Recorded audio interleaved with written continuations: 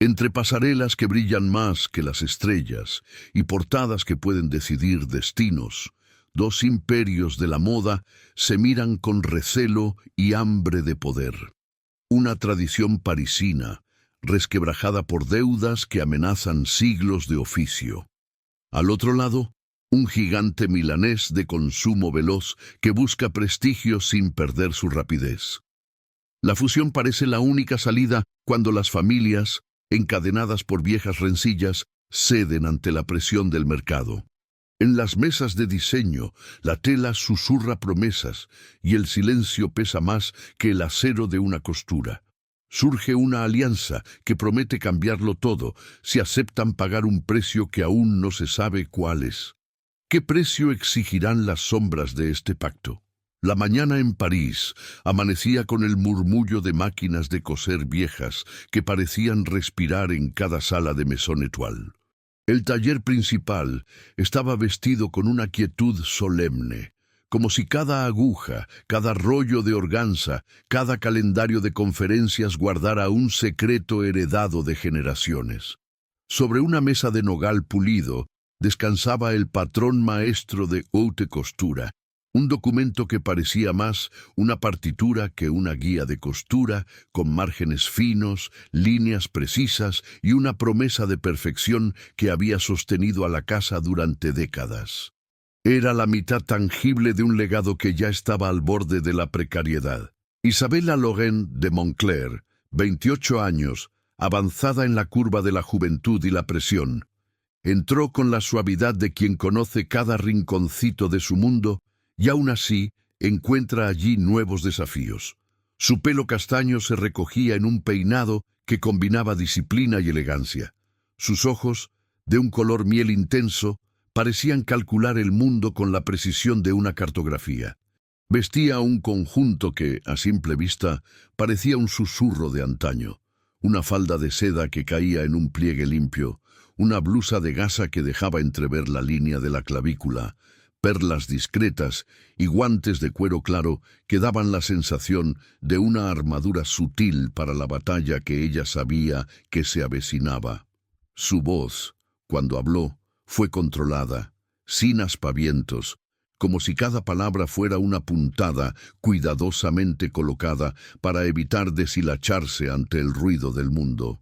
El peso de la bancarrota que amenazaba con devorar siglos de oficio se sentía en el aire, no solo en el saldo de cuentas ni en las facturas que parecían crecer como sombras interminables, sino en la mirada de los trabajadores que habían convertido lo artesanal en un arte que parecía imposible de sostener frente a un mercado que exigía rapidez sin tregua.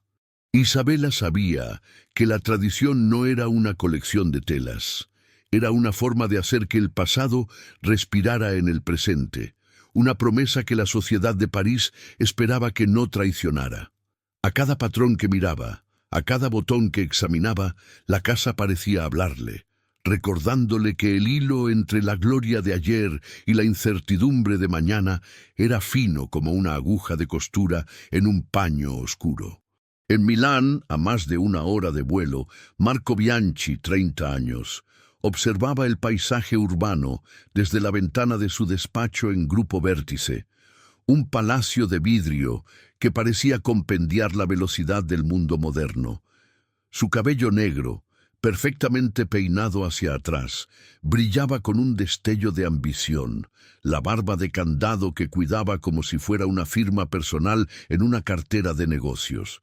Sus ojos eran sombras profundas, cargados de una determinación que no toleraba la mediocridad. En la pared, un tablero de corcho mostraba informes de mercado, gráficos de tendencias y recortes de campañas globales que habían elevado a la empresa de un conglomerado de moda a una potencia de consumo internacional. Marco vestía de manera deliberadamente audaz, un traje de color vino tinto que resaltaba la intensidad de su mirada, mocasines sin calcetines y unas gafas de sol de diseñador que en momentos parecían más bien una declaración de propósito que un accesorio. Marco no era romántico por naturaleza, ni se permitía el lujo de ser ingenuo ante la existencia de rivales que respiraban en su cuello.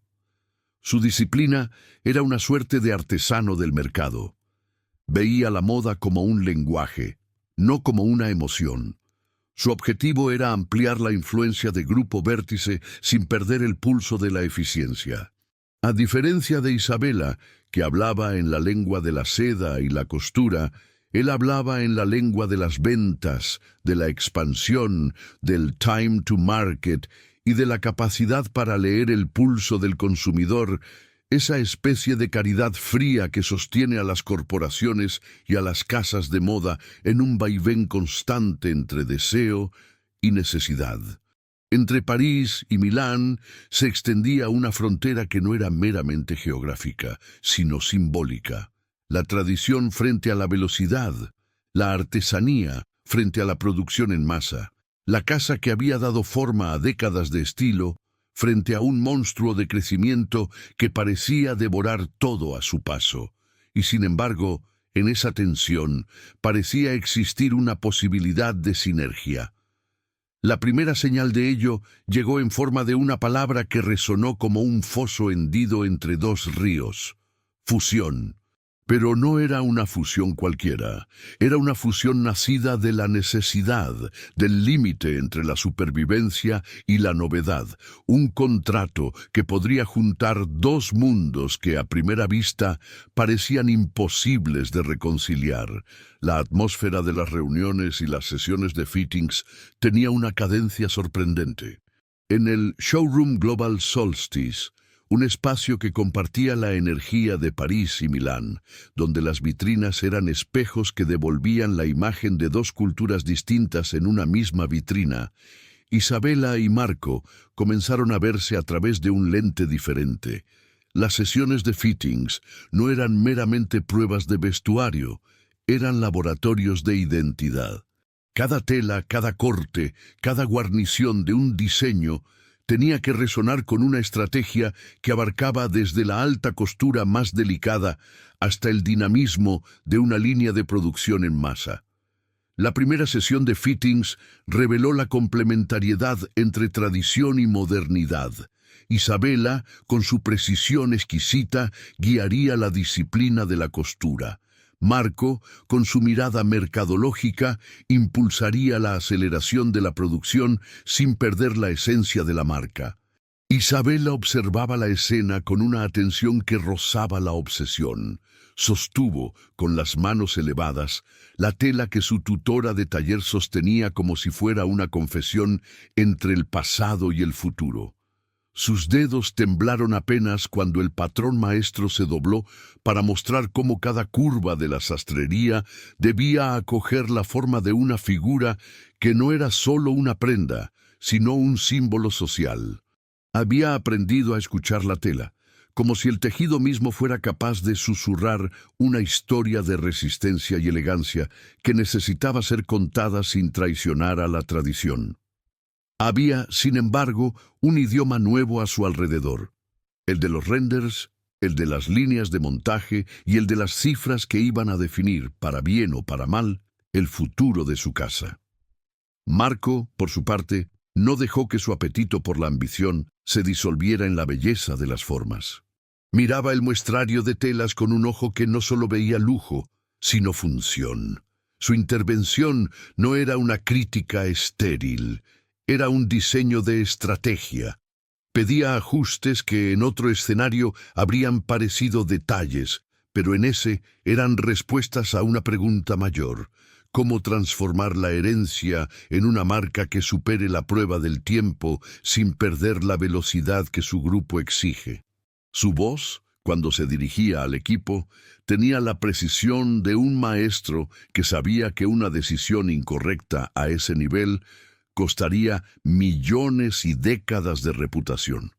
Pero en las líneas entretejidas de sus argumentos también apareció una curiosa curiosidad por la persona que tenía delante, la diseñadora que parecía cargar una historia tan densamente hilada como las telas que manipulaba. La tensión inicial se deshizo con el paso de las horas y de los días, y la presión externa empezó a marcar el ritmo de las decisiones. Los titulares ya vislumbraban una posible unión, y con cada mención de contrato de terciopelo en las reuniones, el rumor se convertía en una promesa y, a la vez, en una carga que pesaba sobre la atmósfera de Palacio de las Costuras. Era un documento que, en su forma más física, parecía un pedazo de tela muy especial. No un simple contrato, sino una especie de tela emocional que tendría que soportar el desgaste de la colaboración entre dos mentalidades opuestas. Para una, la tela era la continuidad de un linaje, la continuidad de una casa que había construido su mitología en París. Para el otro, era la posibilidad de convertir una idea de prestigio en un motor de negocio que moviera el mundo entero de la moda. Pero no todo era elegancia y expectativa brillante. Pronto emergieron sombras en la pared. La reputación era un instrumento ambiguo. Podría catapultarlos a la cima o hundirlos en el olvido. Un rumor, sembrado por un competidor, insinuó que la fusión era solo un escape para la caída de las dos casas, un pacto que no mirarían con franqueza, sino que manejarían desde las sombras cuando las cámaras de las revistas y las voces de los analistas querían respuestas. Isabela sabía que la confianza no se compraba con promesas ni con telas hermosas. Se creaba con actos que demostraran que cada decisión era una cuidadosa síntesis de historia y audacia. Marco, a su vez, entendía que la seguridad de un plan no residía en su capacidad de prever cada giro del mercado, sino en la voluntad de sostener a la gente que dependía de esa empresa. Modelos, costureros, artesanos, ejecutivos que soñaban con un futuro que finalmente parecía posible. El primer encuentro formal entre las familias, los descendientes, los herederos de las dos casas, todos con antepasados que habían discutido lo suficiente, se convirtió en un escenario que parecía sacado de una novela de negocios y filosofía. En una sala en el extremo de un corredor que conectaba las historias de París con la de Milán, Isabela y Marco se encontraron por primera vez sin las máscaras que las negociaciones y las alineaciones corporativas les imponían. Fue un choque de presencias, de ritmos. La frialdad elegante de Isabela contrarrestaba la hiperactividad contenida de Marco. Sus miradas se cruzaron y en ese cruce breve, ambos supieron que la tarea que tenían por delante no era solo alinear colecciones, sino reconciliar dos mundos con lenguajes incompatibles. «Quiero entender quién eres antes de entender qué quieres de mí», dijo Isabela, con la serenidad de quien sabe que la verdad, si se comunica con honestidad, puede liberar más peso que la prenda más elaborada. Marco no respondió de inmediato. Observó el contorno de su sonrisa, esa curva que era una promesa de seguridad que siempre parecía estar a punto de romperse, y respondió con la voz baja que parecía calibrar cada palabra para que no se desmandara en humo. «Necesito saber qué valoras cuando miras una tela como si fuera una historia que se puede vestir. Si no podemos leer esa historia, no habrá un final que valga la pena para ninguno de nosotros». La conversación se trasladó a la mesa de conferencias, donde el borrador del contrato de terciopelo fue desplegado con una solemnidad que parecía más ceremonial que legal. El documento no era una promesa simple, era la posibilidad de unir dos sistemas que, en su naturaleza, estaban destinados a una colisión constante. En su formato, combinaba cláusulas de protección de marca, directrices para la fusión de las líneas de producto y una promesa de salvaguardar la identidad de cada casa incluso cuando, por el bien mayor, se hiciera un único y audaz diseño que pudiera encajar en ambas filosofías. El contrato tenía la función de un puente, pero no era un puente neutro, tenía el color de un terciopelo sangre, suave aparentemente, pero con una densidad que sugería un peso real de responsabilidad. La primera firma no fue necesaria en ese momento. En lugar de eso, se acordó un proceso, un periodo de prueba de 6 meses para evaluar la sinergia entre patrimonio y velocidad, entre la logoetiqueta de la casa parisina y el claim global que ya habían diseñado en Milán. Los términos fueron discutidos con una franqueza calmada que no ocultaba la tensión latente entre ambos. Isabela insistió en una garantía de calidad que no podía verse comprometida por el deseo de ganar mercado a toda costa. Marco demandó un plan de escalamiento que permitiera a los talleres de París conservar su arte sin sacrificar la capacidad de montaje que exigía el mercado mundial de la moda rápida. En esa conversación, cada uno se descubrió. Debajo de la rígida coraza de la ejecutiva y del hombre de negocios, había una sensibilidad a la belleza, una necesidad de dignidad para la labor de cada artesano, un deseo de que las prendas no fueran solo mercadería, sino relatos que merezcan contarse con cuidado. Pasaron los días y las sesiones de fittings comenzaron a tomar forma de rituales donde la moda era a la vez el tema y la médula de la conversación. Isabela, con su método de costura que parecía estudiar la anatomía de cada cuerpo, encontró en Marco a alguien que sabía leer cuerpos políticos, mercados y audiencias. La unión de estos dos saberes dio lugar a una colección que parecía un puente entre 2 siglos de moda. Cada prueba de tela, cada corte que corregían, llevaba un peso emocional que desbordaba lo técnico. No era solo la curvatura de una falda o la caída de una yao. Era la posibilidad de que una casa pudiera seguir existiendo cuando las reglas del juego habían cambiado de forma inesperada.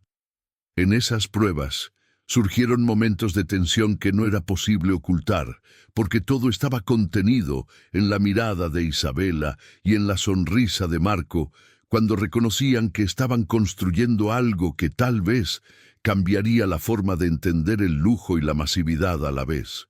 En medio de ese proceso, llegó la crisis de reputación que ninguno de los dos había deseado, pero que parecía inevitable dada la magnitud de lo que estaban intentando.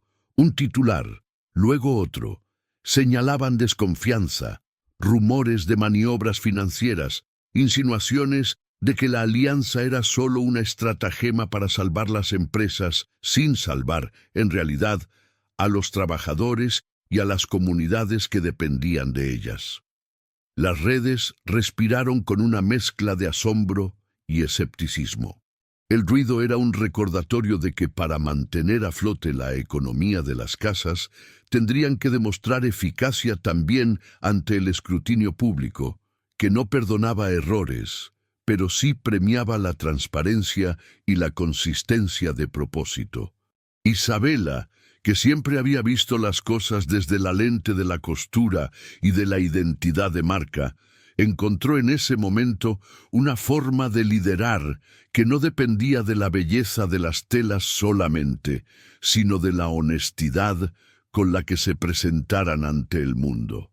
Marco, por su parte, entendió que la velocidad sin sentido podía destruir lo que estaban tratando de salvar. Sabía que la gente que trabajaba para ambas casas necesitaba ver que sus hogares seguirían respirando con dignidad y que el contrato no era una ficción para evitar la caída, sino un compromiso real con el bienestar de quienes se mantienen gracias a esa industria. En esa inquietud compartida, una chispa de cercanía comenzó a tomar forma. No era un amor súbito, ni una promesa ingenua, sino una confianza naciente que se forjaba en cada conversación nocturna, en cada análisis de campaña que discutían como aliados que, en otro momento, hubieran sido competidores. Hablaron de la marca, sí, pero también de las historias personales que llevaban tatuadas en la piel, de las abuelas artesanas que enseñaron puntadas a modo de ritual, de las madres que habían soñado con un nombre que no se desvaneciera en el olvido, de los propios miedos que en silencio les susurraban que podían perderlo todo si fallaban. En esas confesiones, la frontera entre lo profesional y lo personal se desdibujó de una manera que ninguno de los dos había anticipado. La conversación dejó de ser solo estratégica para convertirse en una ventana a una complicidad que tenía el sabor de lo imposible, y sin embargo parecía haber nacido de la realidad de la necesidad. El final del comezo llegó con la resolución de avanzar, un acuerdo para continuar con el proceso de fusión, un plan de campañas globales que combinaría la elegancia de la tradición con la agilidad de la producción y la determinación compartida de que ninguna de las dos casas quedaría atrás en el camino hacia un nuevo imperio de moda. En un acto que parecía a la vez ceremonia y compromiso, Isabella y Marco se reunieron para firmar, de manera preliminar, un pacto que no era meramente legal, sino simbólico, el contrato de terciopelo, un documento que, una vez sellado, convertiría el temor en estrategia, la nostalgia en innovación, la historia en un motor para el futuro. En ese instante, la sala se inundó de una luz cálida que parecía curar las grietas del pasado y abrir una puerta que daba a un mañana que ninguno de ellos podía predecir con certeza, pero que se atrevía a llamar nuevo. Con esa firma provisoria grabada en las hojas, el Showroom Global Solstice dejó de ser un escenario para pruebas y se transformó en un santuario de posibilidades. Isabella, con la cabeza en alto, dijo, sin necesidad de buscar palabras grandilocuentes, que sus manos seguirían la costura no solo para crear belleza, sino para sostener una historia que merecía ser contada con responsabilidad. Marco, que no era hombre de sentimentalismos fáciles, asintió con el peso de su experiencia y añadió que la velocidad de ejecución habría de ir acompañada de una ética que guiara cada decisión. No era, en ese momento, una promesa de amor, sino un compromiso de cuidado, un pacto que decía que sus nombres, sus herencias y sus sueños tenían una oportunidad de converger sin perder la dignidad de lo que cada casa había construido. Y así, en la quietud que antecede al vertiginoso latido de una nueva campaña, el inicio de la fusión se dibujó con claridad. No era una retirada de la vieja guardia, ni una conquista de un nuevo territorio, sino un acuerdo para reimaginar la moda desde sus cimientos, para que la artesanía y la escala compartieran una misma visión. El contrato de terciopelo, más que un papel, tenía la textura de una promesa que pesaría sobre cada decisión futura. Y en ese peso, Isabella y Marco aprendieron, aún sin entenderlo por completo, que la verdadera fortaleza de una casa no reside en la rapidez con la que llega al mercado, ni en la magnificencia de una noche de pasarela, sino en la capacidad de crecer juntas sin traicionarse a sí mismas.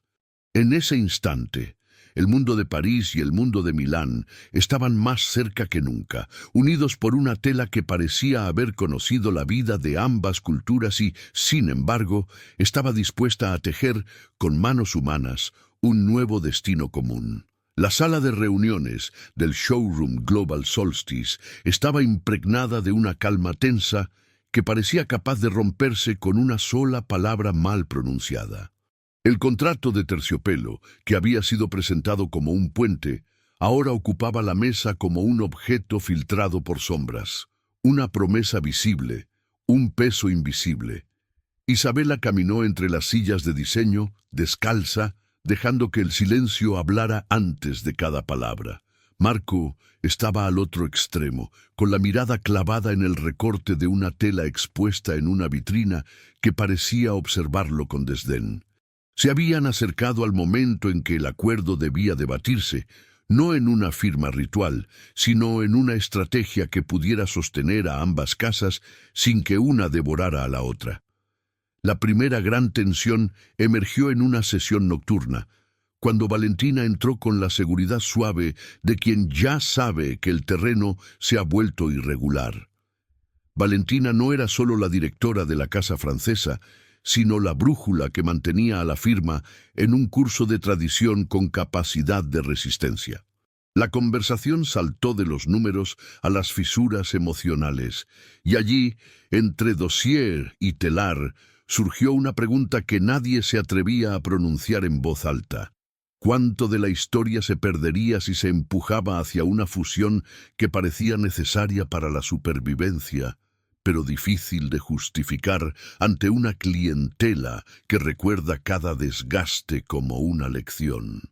Marco, que solía medir el mundo en segundos, dejó que el silencio se diluyera para luego decir, con esa voz que parecía calibrar cada palabra antes de pronunciarla, que la velocidad era indispensable solo si estaba acompañada de una ética que no traicionara a la tradición. Isabela, por su parte, respondió con la precisión que la caracteriza y que el equipo de París conocía bien. La artesanía no era un lujo, era un idioma. No podía simplificarse en un único manifiesto de marketing. Ella habló de la paciencia como un activo estratégico, de la memoria de la costura como una inversión a largo plazo y del patrón maestro de haute costura como un documento vivo que requería fermentación y cuidado. Marco asintió, pero la tensión no desapareció. Solo se transformó en una promesa tensa de que cada decisión sería discutida con la fricción necesaria para que la promesa del terciopelo no se volviera una jaula. La segunda gran prueba llegó con el primer intento de alinear las dos culturas en una campaña global. En París y Milán, las sesiones de fittings se volvían cada vez más largas, más rigurosas, más expuestas al escrutinio público. El showroom Global Solstice se convertía en un escenario de ensayo para una nueva identidad corporativa que debía abrazar la elegancia heredada de Maison Étoile y al mismo tiempo proyectar la velocidad de un grupo vértice que no dejaba tiempo para la duda. Isabela observaba con cuidado las pruebas de telas. El muestrario de telas, que antes era un archivo oculto, ahora parecía cobrar vida bajo la mirada de un equipo que sabía que cada fibra tenía una historia que podía catapultar la marca hacia un nuevo territorio o hundirla en un mar de críticas. Marco, por su lado, insistía en incorporar una pauta más agresiva de marketing digital, con campañas que capitalizaban la adrenalina de los desfiles y la rapidez de las redes para convertir cada entrega en una noticia. Una de las tensiones más agudas surgió en una reunión con Alejandro, el estratega que rodeaba el grupo Vértice con la misma indiferencia que rodea a un huracán una ciudad. Alejandro traía números en un cuaderno grueso y un tono que no permitía rodeos. Sus palabras eran fulminantes. Necesitamos duplicar la velocidad de producción, reducir costos y presentar una fusión que se sienta como un avance histórico, no como un gesto romántico. Isabela respondió con su voz de seda y acero. La historia no se negocia con rebajas de temporada. Si el patrón maestro se diluye para encajar en un modelo de ventas excesivo, perdería su alma y con él la confianza de quienes sostienen Maison Étoile desde hace generaciones. Marco, que no quería perder el impulso de la negociación, intentó traducir esa frase en un plan operativo que pudiera ser implementado sin demoras, pero la conversación se convirtió en un choque de lenguajes. La artesanía en un mundo que parecía no creer en silencios, la velocidad en un mundo que aún respiraba las pausas de las costuras a mano. La presión de reputación se hizo sentir de manera más directa a través de un incidente que tenía el rostro de una pequeña humillación mediática. Un video filtrado mostraba un ensayo de desfile con una prenda que parecía mezclar de forma apresurada los elementos de haute costura con la estética de fast fashion, una fusión que vista fuera de contexto parecía traicionar la esencia de ambas casas. La crítica apareció como una lluvia ácida. ¿Puede Maison Étoile sostener su legado si se deja abrazar demasiado por el pulso del consumo inmediato? El artículo no era solo una condena de una colección, era un cuestionamiento a la viabilidad de un matrimonio de conveniencia que podría convertirse en un matrimonio imposible si el público no veía sinceridad en el resultado. Valentina, que estaba acostumbrada a equilibrar fuerzas, convocó una reunión de emergencia para discutir el plan de respuestas.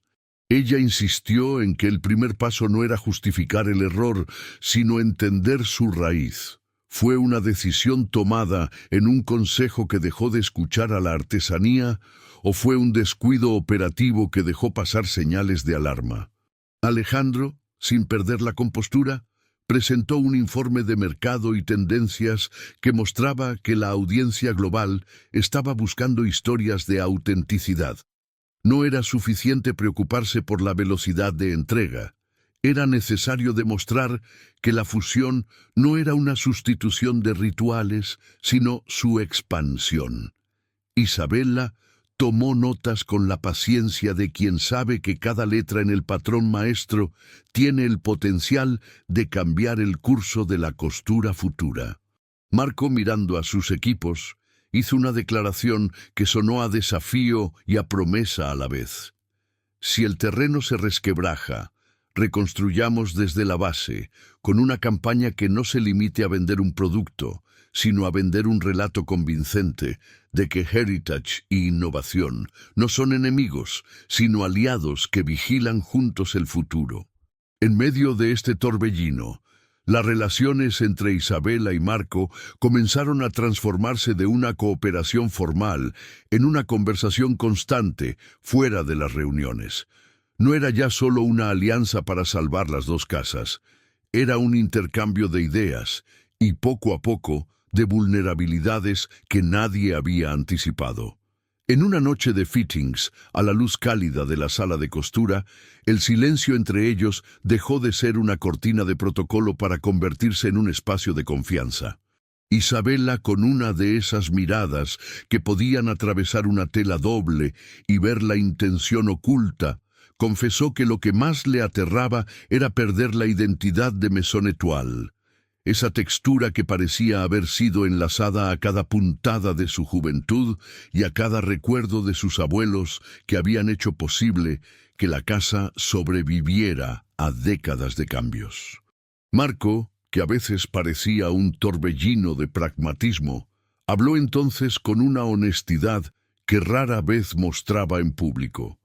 Lo que me aterra no es fracasar en el plan, es que falte la verdad en lo que presentamos al mundo. Si una campaña no replica nuestra realidad, todo se deshilacha más rápido que una costura mal rematada. Fue un momento en el que la tensión de negocio se transformó en una intimidad menos temerosa y más humana, y esa humanidad se convirtió en la mayor promesa de que, pese a las presiones externas, podrían sostener lo que habían empezado juntos.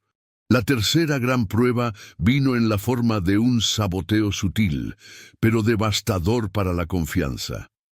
Alguien dentro del círculo cercano del grupo Vértice filtró un borrador de campaña que insinuaba una disolución de la alianza, presentándola como una jugada de alto riesgo que podría devorar a ambas casas, si no se aceptaba de inmediato la reestructuración solicitada por Alejandro. El rumor corrió como pólvora y alcanzó a las fábricas, a los talleres y a las oficinas de París y Milán. En ese momento, la necesidad de un plan que fuera más que una promesa se convirtió en urgencia operativa. Isabella ordenó un control inmediato del muestrario de telas para garantizar que ninguna textura crucial estuviera expuesta a miradas ajenas, y al mismo tiempo pidió a Valentina que convocara una sesión cerrada con el patrón maestro para revisar si las líneas de costura podían sostenerse con una reducción de procesos sin sacrificar la calidad. Marco, consciente de que cada pieza que salía al mercado debía hablar con la misma voz, Insistió en una revisión del manual de marca global para ajustar el tono de las campañas sin perder la esencia de cada casa. Fue un proceso de reajuste que implicó horas de pruebas, discusiones intensas y, sobre todo, una sinceridad brutal que nadie quería admitir, pero que todos necesitaban para no perder el norte. En ese periodo, la relación entre Isabela y Marco continuó moviéndose entre la cercanía que nace de la necesidad y la distancia que impone la responsabilidad de liderar dos mundos distintos. En una pequeña sala de reuniones, donde los percheros con prototipos parecían mirar desde lejos, se produjo un intercambio que marcó un antes y un después. Isabela le dijo a Marco que la tradición no era un lastre, sino una responsabilidad que debía respetarse incluso cuando la velocidad lo empujaba todo hacia un borde peligroso. Marco respondió que la responsabilidad no era solo cuidarse de la caída, sino saber guardar lo que ya se ha logrado y no traicionarlo por miedo a perder terreno. En esa conversación, la promesa de que el contrato de Terciopelo sería una base sólida, no una burla a la memoria de Maison Étoile, resonó con una claridad que les hizo comprender que sus preocupaciones no eran incompatibles. Eran dos dimensiones de la misma misión. Con el paso de las semanas, la tensión externa fue acompañada por crisis internas que desafiaban cada principio que habían defendido hasta ese momento. Un día, durante el ensamblaje de una colección cápsula que debía demostrar la sinergia entre técnicas artesanales y producción en masa, un fallo técnico en una máquina crítica obligó a detener la producción en Milán y a reprogramar la agenda de fittings en París.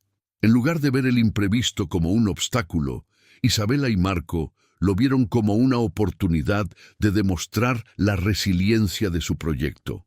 Se pusieron a trabajar de manera manual en las secciones más delicadas, revisaron cada patrón y con la lucidez que otorga la presión, lograron sacar adelante una prueba de colección que, si bien no era la versión final, mostraba lo que podían lograr cuando no se aferraban a una única manera de hacer las cosas.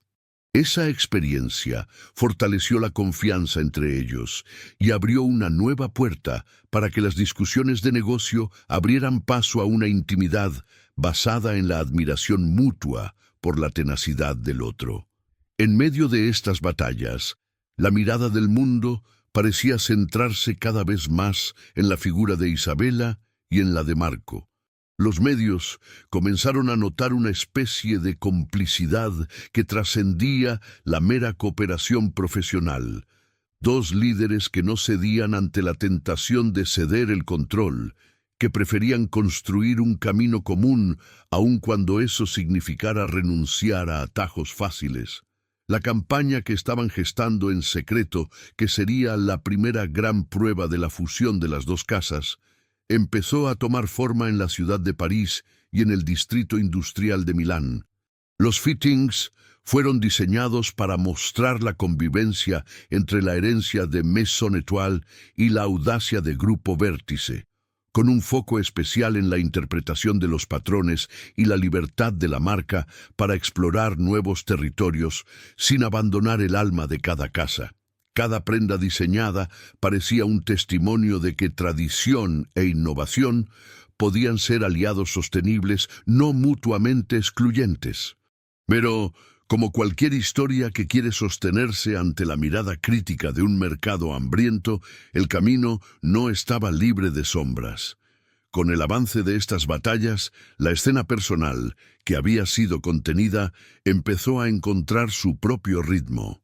Isabela descubrió, en las noches de costura, una especie de refugio donde su mente, siempre disciplinada, podía respirar con más libertad cuando Marco estaba cerca. Marco, que había construido una coraza de efectividad y rapidez durante años, encontró en la cercanía de Isabela una forma de cuidar la parte humana de su proyecto.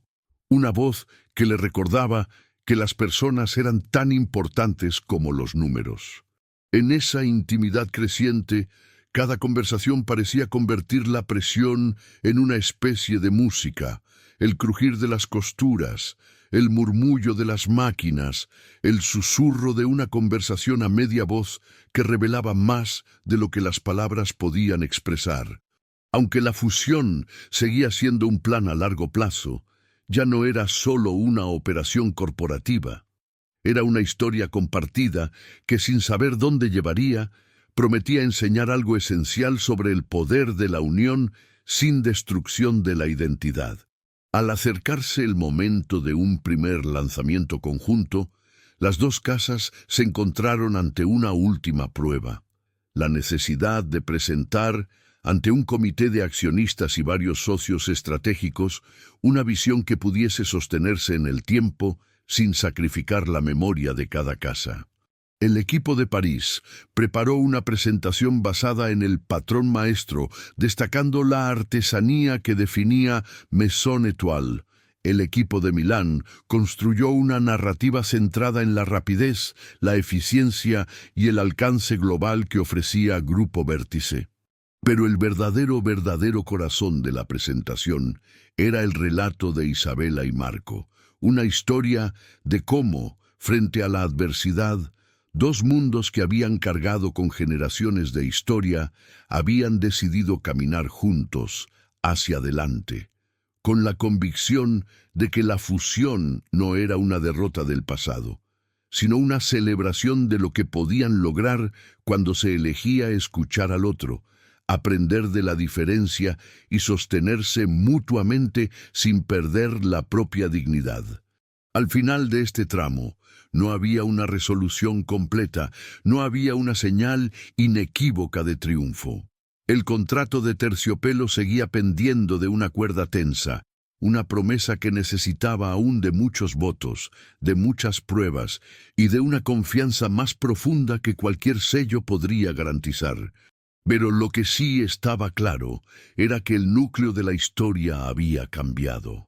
El negocio ya no era solo una fusión de marcas, sino una alianza que estaba aprendiendo a vivir con la posibilidad de que la pasión fuera tan crucial como la prudencia, que la textura de la tela pudiera contener no solo la historia, sino también el deseo de construir futuro sin traicionar el pasado.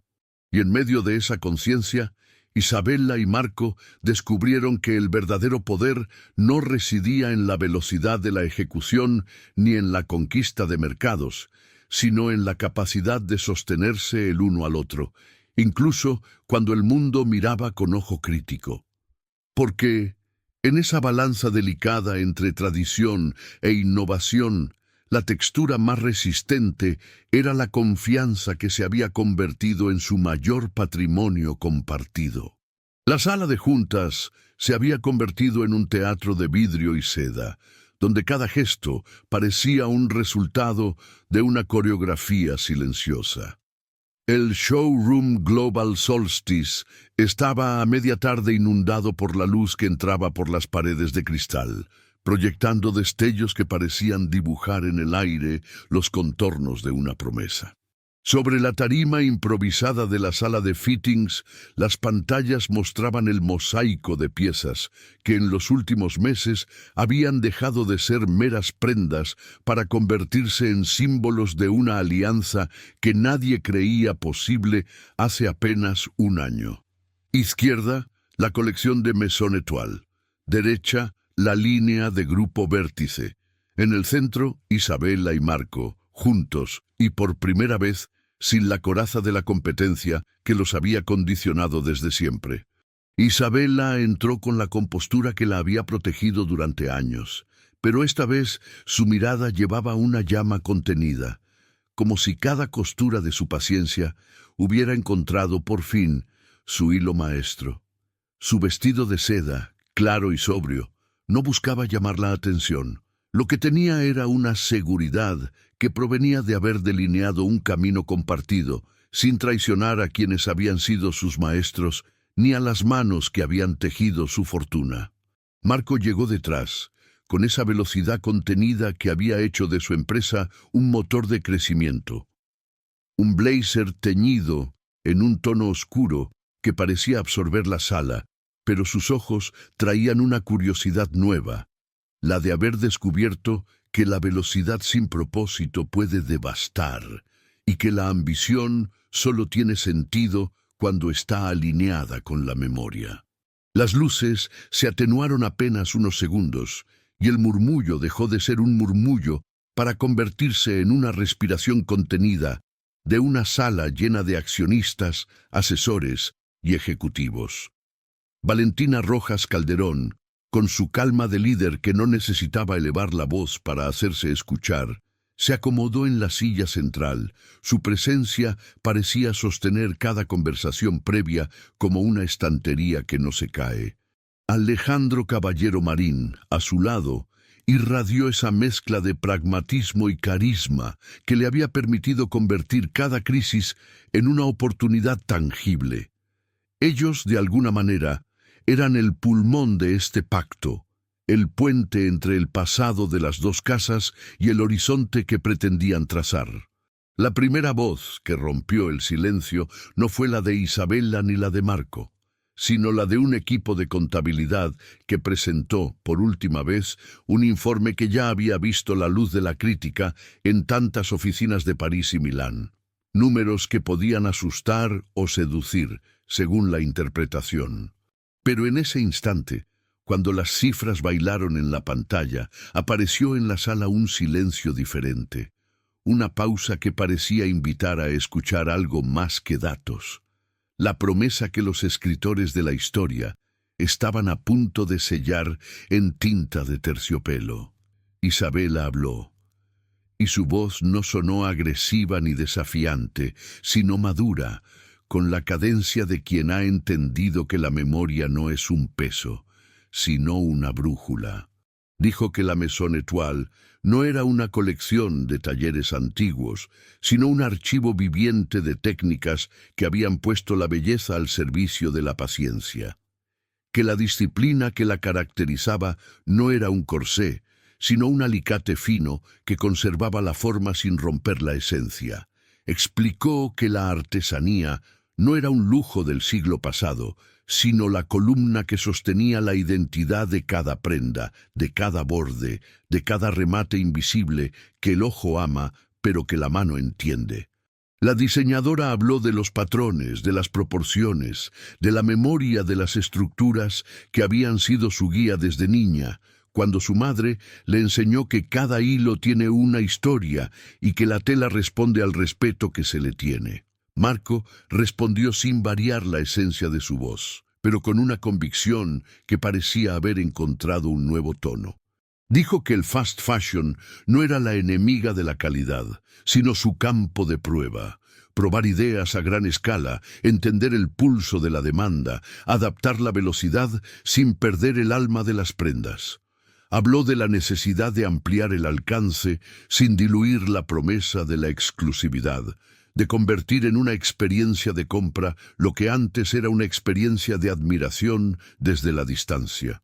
Su visión no era destruir lo heredado, era traducir ese legado a un lenguaje que el mundo pudiera abrazar sin sentirse traicionado. Entre ambos discursos, los murmullos continuaron, pero ya no eran susurros de disputa, sino ecos de una nueva resonancia que parecía cobrar forma ante los ojos de todos. La primera gran prueba se acercaba, la decisión sobre el contrato de terciopelo, aquel documento que, más allá de su letra, contenía la promesa de preservar la memoria de París y la audacia de Milán. En el centro de la mesa, el documento reposaba como una piedra preciosa, no por su valor económico, sino por lo que representaba, un compromiso para sostener una fusión que no sería la derrota de ninguna de las dos casas, sino un renacimiento compartido. La tensión se intensificó cuando el comité de accionistas pidió una demostración de viabilidad. Isabela y Marco se miraron. Una sincronía que no era solo romántica, sino estratégica. Allí, en ese instante, decidieron presentar no un plan de negocio, sino una narrativa, la historia de cómo dos mundos habían aprendido a leerse mutuamente sin perder su respiración. La sala quedó en silencio mientras cada uno tomaba una pieza del rompecabezas que les permitiría sostener el puente entre París y Milán. Valentina tomó la palabra para clarificar los criterios de sostenibilidad, señalando que el legado artesanal debía hacerse tangible en cada campaña, que cada colección debía llevar la firma de las manos que la habían creado, y que la producción debía ser justa, transparente y responsable ante el desarrollo de los trabajadores. Alejandro, por su parte, presentó un plan de ventas que no solo buscaba números, sino una experiencia de marca, una narrativa que conectara con las emociones del consumidor moderno, que entendiera la tensión entre hecho a mano y hecho para la multitud.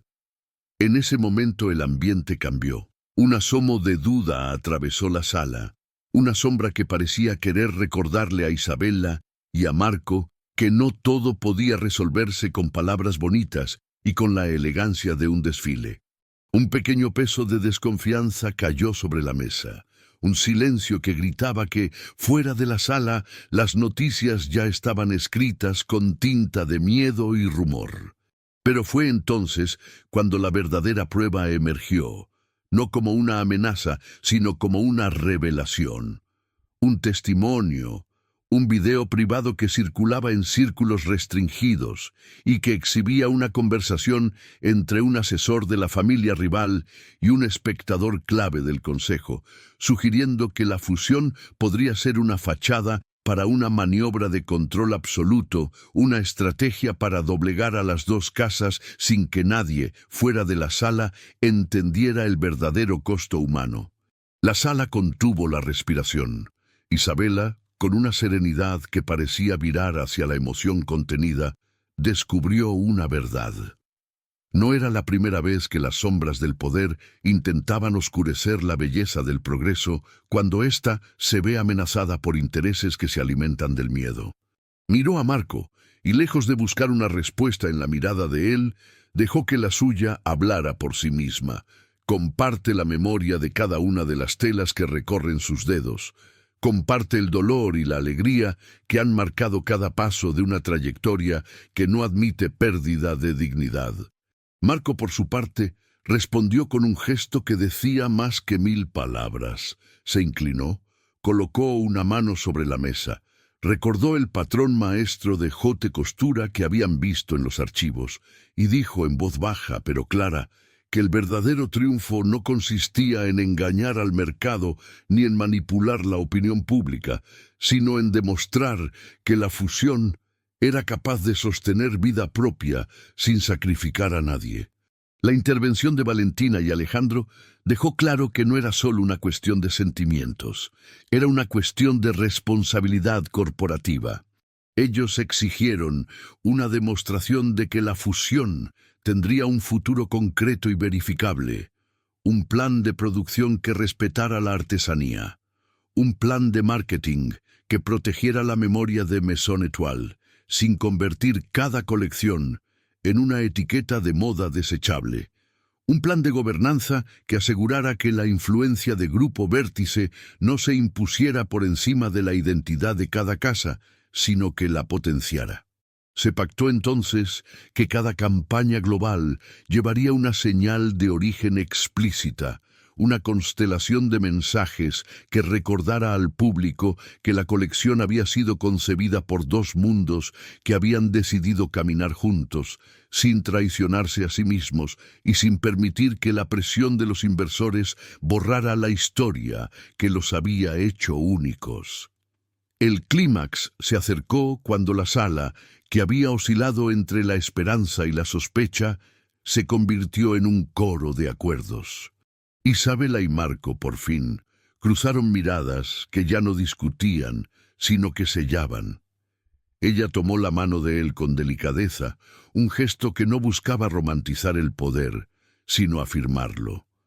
La unión de ambas casas significaba que la sostenibilidad de la economía de la moda, podía equilibrarse con la dignidad de cada trabajador y que la innovación no tenía que destruir la tradición para existir. Marco respondió apretando la mano de Isabela con una determinación que no era de conquista, sino de cuidado mutuo. Si alguna vez el mercado amenazaba con devorarlos, su acuerdo sería la lámpara que guiaría cada decisión hacia un lugar donde la creatividad y la ética caminaran juntas. El momento de la firma llegaría como un ritual de liberación. Valentina presentó el primer certificado, el contrato de terciopelo, no solo como un papel que formalizaba la fusión, sino como un pacto vivo que se revisaría anualmente para asegurar que cada paso fuera fiel a la memoria de los talleres, a la dignidad de las personas y a la promesa de que la moda podía ser una forma de arte que no apagara la humanidad en nombre del beneficio. Alejandro, con su voz firme, anunció la segunda parte del acuerdo. Cada colección inicial llevaría una firma conjunta, una marca que entrelazara la belleza de la haute couture con la rapidez de la producción en masa, un símbolo de que tradición e innovación podían convivir sin que uno subordinara al otro. El cierre fue menos un final y más una transición hacia un nuevo modo de ser. La firma del contrato de terciopelo no terminó en una cláusula sellada, sino que se convirtió en la apertura de una narrativa que se escribiría con cada colección, con cada campaña, con cada decisión de negocio que, desde ese día, llevaría la firma de dos casas que, al entender su interdependencia, descubrieron que sus propias identidades podían brillar con más intensidad cuando se sostenían mutuamente. Isabela y Marco se miraron de nuevo. Sus ojos ya no eran los de dos rivales que buscaban vencer, eran los de dos colegas que habían encontrado en la diferencia una razón para crecer sin renunciar a lo que eran. La sala estalló en aplausos, pero no eran aplausos a un triunfo fácil, sino a un triunfo cargado de responsabilidad. Las cámaras, que durante semanas habían estado enfocando la tensión entre pasarelas y portadas, capturaron un instante que se quedaría grabado en la memoria colectiva de la industria. Isabela, con una sonrisa que parecía un destello de curiosidad contenida, y Marco, con esa risa débil que nace cuando la presión se transforma en confianza. Los dos, finalmente, habían entendido que la verdadera fuerza de su alianza residía en la capacidad de sostenerse cuando el peso de la mirada pública se convertía en un juicio sobre cada decisión, y en la certeza de que la belleza de una prenda no era suficiente si el corazón de quienes la creaban no estaba en la misma sintonía. La escena de la firma no fue el final de una historia, sino la apertura de una nueva. La primera colección conjunta, nacida de la sinergia entre patrón maestro de haute costura y manual de marca global, fue presentada en un espectáculo que cruzó fronteras y culturas, con una narrativa que hablaba de generaciones que aprendieron a escuchar la voz del otro y a traducirla en siluetas que respetaran el oficio sin renunciar a la modernidad. Al final de la presentación, cuando el telón cayó y el público quedó en silencio, Isabela y Marco sostuvieron la mirada de Valentina y Alejandro, y en ese silencio hubo un acuerdo tácito. La alianza no era una fusión efímera para salvar dos empresas. Era una promesa de que la moda podía ser una conversación entre pasado y presente, entre paciencia y audacia, entre la artesanía y la velocidad. En las calles de París y Milán, un rumor nuevo empezó a tomar forma. La gente notaba que algo había cambiado. No eran solo las prendas, ni la magnitud de las campañas globales, sino la sensación de que cada prenda traía la memoria de una casa que había aprendido a dejar de competir contra la otra para empezar a competir contra sí misma, para ser mejores cada día sin perder su identidad. Los talleres, que habían sido escenario de tensiones y pruebas, se convirtieron en testigos de una metamorfosis. El oficio que se transmitía de maestro a aprendiz se había convertido en un legado de cooperación que podía sostenerse incluso dentro de un mercado que pedía sacrificios cada minuto. Con el tiempo, la estrategia de comunicación consolidó lo que parecía imposible. Cada colección fue anunciada con una historia que enlazaba la mano de la artesana con la mano del productor. Cada campaña transmitió la idea de un puente entre dos culturas, un puente que no humillaba a nadie, sino que elevaba a todos. El patrón maestro dejó de ser un secreto para convertirse en un lenguaje compartido, visible en cada puntada, en cada ajuste, en cada decisión que exigía equilibrio entre elegancia y practicidad. El manual de marca global se convirtió en una brújula que indicaba con claridad el camino que debía seguirse cuando el ruido del mercado amenazaba con desorientar a las piezas de una historia que había nacido para existir más allá de la vitrina. Y así, cuando la última campaña fue revelada, cuando la prensa se maravilló ante la armonía de dos estéticas que parecían conversar entre sí, la industria entendió que había algo más real que el brillo de una colección o el eco de una reseña: la confianza. Esa confianza que Isabella y Marco se habían obligado a cultivar, palabra por palabra, gesto por gesto, tela por tela, se había convertido en la energía que impulsaba cada decisión, desde la selección de las telas hasta la manera en que se contaban las historias al mundo. No era una confianza ingenua, era una confianza forjada en momentos de tensión, en las discusiones que parecían no tener solución, en la capacidad de mirar más allá de las cifras y ver a las personas que sostienen las marcas. Cuando el último aplauso dio paso a un silencio satisfecho, el legado quedó claro. Las dos casas habían encontrado la forma de coexistir sin renunciar a lo que eran, de respetar la memoria de cada una y a la vez de escribir un nuevo capítulo que prometía continuidad y renovación. Habían construido un modelo de negocio que incluso ante la voracidad del mercado sabía cuándo retraer la vela para escuchar la marea, sabía cuándo avanzar para no perder la brújula del propósito. Y sobre todo, habían aprendido que la clave del éxito ya no reside solo en la velocidad de la ejecución o en la magnitud de las ventas, sino en la capacidad de cada uno de ellos para sostener al otro cuando el mundo les exige que se aparten. En esa unión descubrieron que el verdadero tesoro no era el contrato sellado, sino la paciencia con la que lo vivían, la humildad con la que aceptaban la diferencia y la valentía con la que decidían seguir adelante, juntas. El telón cayó por última vez. La música dejó de fluir y la sala pareció exhalar un suspiro de alivio. Isabella y Marco, ahora acompañados por Valentina y Alejandro, caminaron juntos hacia la salida de cristal, dejando detrás de ellos una estela de telas que parecían respirar. A cada paso, el grupo veía reflejos de París y Milán en los pasillos, como si el mundo entero fuera una pasarela que había aceptado el veredicto de que la tradición y la innovación no eran enemigos, sino aliados para construir un futuro más humano y más valiente. En esa despedida no había ni vencedores ni vencidos. Había ganadores que comprenderían que el éxito real se mide por la capacidad de sostenerse el uno al otro cuando la presión del mercado intenta romper la camiseta de la identidad.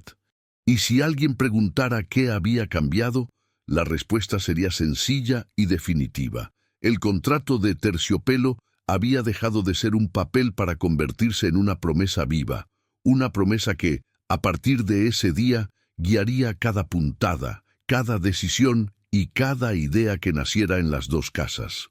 En la penumbra final, cuando ya solo quedaban las luces tenues y el brillo de las vitrinas que mostraban la primera colección conjunta, Isabella y Marco se tomaron de la mano de nuevo, sin necesidad de palabras.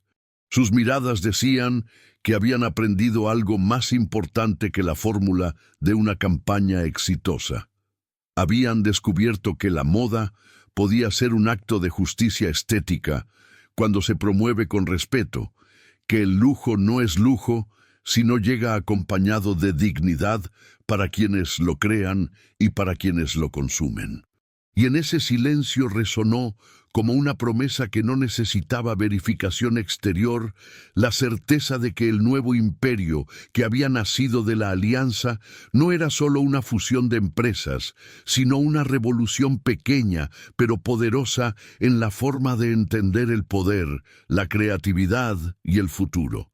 El destino de dos casas había sido sellado con una tela de terciopelo que en su suavidad contenía la firmeza de una nueva ética de la moda. La alianza que parecía imposible se había convertido en la única verdad que importaba. Cuando dos mundos se atreven a escucharse sin perder su voz, la belleza de sus frutos no solo saluda la mirada del público, la transforma.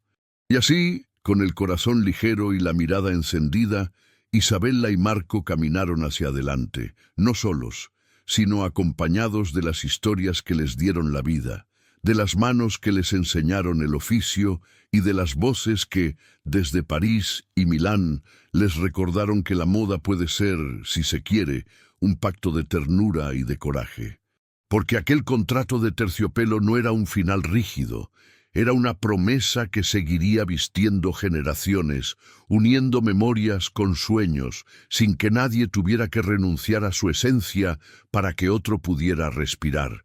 Y esa, finalmente, fue la mayor victoria, la certeza de que la elegancia no es austeridad, sino la capacidad de sostener con ternura la dignidad de cada historia que llega hasta la pasarela. Suscríbete y dale like si te encantó cómo Showroom Global Solstice unió portadas y pasarelas.